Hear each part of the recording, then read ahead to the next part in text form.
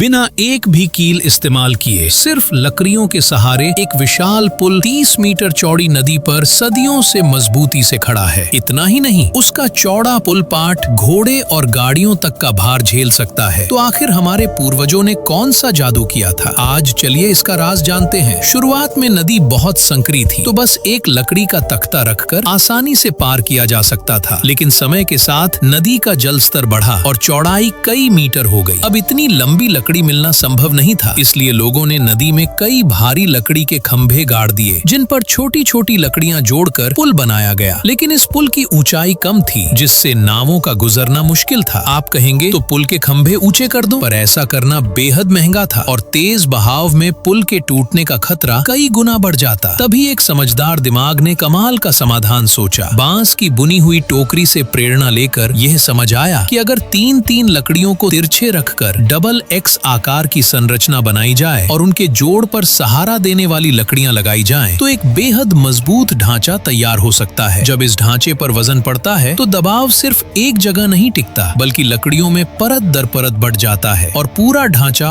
और भी कसकर जुड़ जाता है। इसी सिद्धांत पर कई एक्स आकार की संरचनाएं जोड़कर पुल का आधार बनाया गया। ऊपर से पुल पाट बिछाया गया और इस तरह जन्म हुआ डेरलियांगशी मू गोंगचाओ, परतदार लकड़ी के मेहराब वाले पुल का। अब सवाल यह है, क्या आप जानते हैं कि ऐसा पुल किस ऐतिहासिक और अनमोल प्राचीन चित्रकला में दिखाई देता है?